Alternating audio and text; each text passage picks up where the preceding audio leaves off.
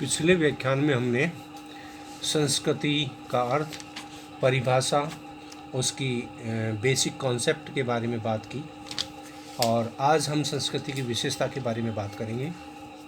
तो यहाँ हम उसे अधिक स्पष्ट रूप से समझने की कोशिश करेंगे। सबसे पहले हम बात करते हैं कि संस्कृति मानव निर्मित है। संस्कृति केवल मनुष्य समाज में ही पाई जाती है और मनुष्य की कुछ ऐसी मानसिक एवं शारीरिक विशेषताएं हैं, जैसे विकसित मस्तिष्क, केंद्रित की जाने वाली आंखें, हाथ और उसकी उंगलियां, गर्दन की रचना आदि, जो उसे अन्य प्राणियों से भिन्न बनाती हैं। इसी कारण वह संस्कृति को निर्मित एवं विकसित कर सकता है। दूसरा जो इसमें उसकी विशेषता है वो है संस्कृति सीखी जाती है। हाबल कहते हैं कि संस्कृति सीखा हुआ व्यवहार है। संस्कृति मनुष्य की अपने माता पिता द्वारा उसी प्रकार वंशानुक्रमण में प्राप्त नहीं होती जिस प्रकार से शरीर रचना प्राप्त होती है। संस्कृति मानव के सीखे हुए व्यवहार प्रतिमानों का योग है। एक मनुष्य उसे अपने जन्म के साथ किसी संस्कृति को लेकर पैदा नहीं होता, वरन जिस समाज में पैदा होता है उसी संस्कृति को धीरे धीरे सामाजिकरण की प्रक्रिया द्वारा सीखता है। इसलिए हम कह सकते हैं कि संस्कृति सीखी जाती है। और तीसरा इसका जो विशेषता है वो है संस्कृति हस्तांतरित की जाती है, यानी कि एक पीढ़ी से दूसरी पीढ़ी को हम हस्तांतरित करते हैं। चूँकि संस्कृति सीखी जा सकती है, इसलिए ये नई पीढ़ी पुरानी पीढ़ी द्वारा संस्कृति का ज्ञान प्राप्त करती है। इस प्रकार एक समूह से दूसरे समूह को, एक पीढ़ी से दूसरी पीढ़ी को संस्कृति हस्तांतरित की जाती है। और मानव को अन्य प्राणियों से श्रेष्ठ घोषित करने में उसकी भाषा का भी महत्वपूर्ण हाथ है। इस प्रकार संस्कृति एक पीढ़ी से दूसरी पीढ़ी को, एक समूह से दूसरे समूह को हस्तांतरित की जाने वाली इसकी विशेषता है। चौथा हम इसमें बात करते हैं इसकी विशेषता के बारे में, तो प्रत्येक समाज की एक विशिष्ट संस्कृति होती है। एक समाज की भौगोलिक एवं सामाजिक परिस्थितियां दूसरे समाज से भिन्न होती हैं, अतः प्रत्येक समाज में अपनी एक विशिष्ट संस्कृति पाई जाती है। आगे हम इसकी विशेषता के बारे में बात करते हैं, तो संस्कृति में सामाजिक गुण निहित होता है। तो इसको समझने के लिए संस्कृति किसी व्यक्ति विशेष की देन नहीं होती। संस्कृति किसी व्यक्ति विशेष की देन नहीं होती, वरन संपूर्ण समाज की देन है। उसका जन्म और विकास समाज के कारण ही होता है और समाज के अभाव में संस्कृति की हम कल्पना नहीं कर सकते। नेक्स्ट इसकी विशेषता है संस्कृति समूह के लिए आदर्श होती है। एक समूह के लोग अपनी संस्कृति को आदर्श मानते हैं और वे उनके अनुसार अपने व्यवहारों एवं विचारों को ढालते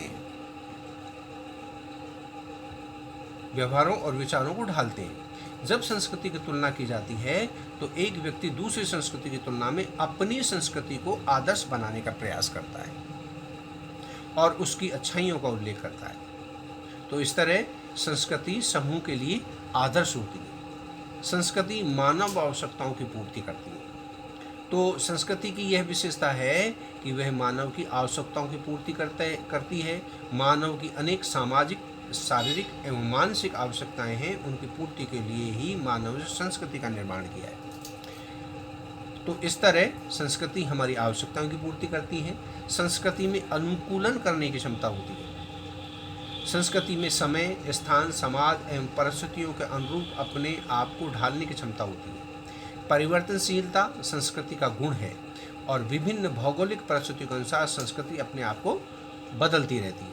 पहाड़ी भागों में, मैदानी भागों में, रेगिस्तानी एवं बर्फीले प्रदेशों में निवास करने वाले लोगों की संस्कृति में पर्याप्त अंतर पाए जाते हैं। इसका कारण यही है कि संस्कृति ने अपने आप को भौगोलिक परिस्थितियों के अनुसार अनुरूप ढाला है। तो इस तरह हम कह सकते हैं कि संस्कृति में अनुकूलन करने की क्षमता है, ये उसकी विशेषता है।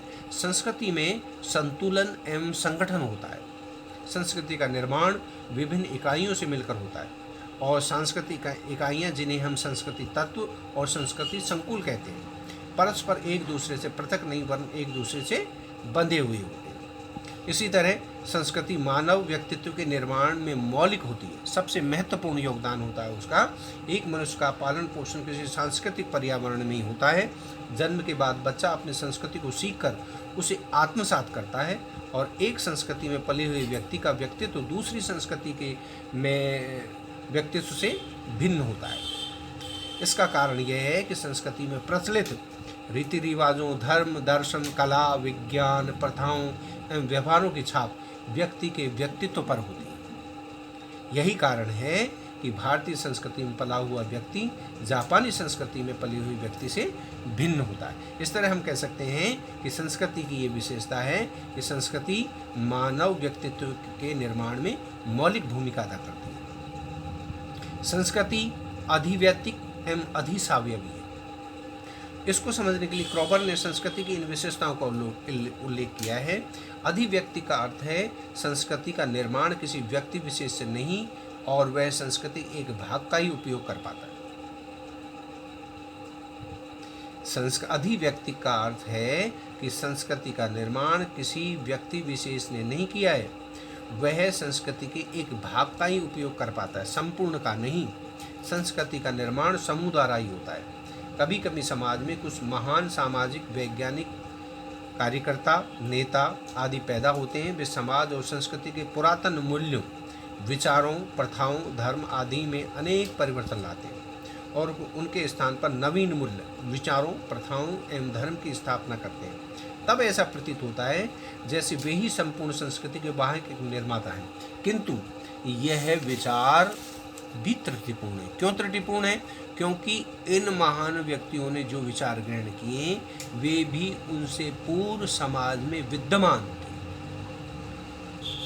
क्योंकि इन महान व्यक्तियों ने जो विचार ग्रहण किए वे भी उनसे पूर्व में समाज में विद्यमान थे। अतः कोई भी व्यक्ति संपूर्ण संस्कृति का निर्माता नहीं हो सकता। यह केवल अपनी ओर से उसमें कुछ योगदान ही देता है। प्रत्येक संस्कृति का निर्माण, विकास, विस्तार एवं परिमार्जन होता रहता है। जिसे रोकने या वश में करने की क्षमता किसी व्यक्ति विशेष में नहीं होती। इस अर्थ में ही संस्कृति अधिवैयक्तिक होती है। इस तरह हमने आज संस्कृति विशेषताओं के बारे में बात की। संस्कृति मानव निर्मित होती है, संस्कृति सीखी जाती है, संस्कृति हस्तांतरित होती है एक पीढ़ी से दूसरी पीढ़ी को, और प्रत्येक संस्कृति की विशिष्ट संस्कृति होती है। प्रत्येक समाज की एक विशिष्ट संस्कृति होती है और संस्कृति में सामाजिक गुण निहित होता है। संस्कृति समूह के लिए आदर्श होती है और संस्कृति मानव आवश्यकताओं की पूर्ति करती है। संस्कृति में अनुकूलन करने की क्षमता होती है। संस्कृति में संतुलन एवं संगठन होता है और संस्कृति मानव व्यक्तित्व निर्माण में मौलिक भूमिका निभाती है। संस्कृति अधिवैयक्तिक और अधिसावयवी भी होती है। इस तरह ये संस्कृति की विशेषताएं हैं।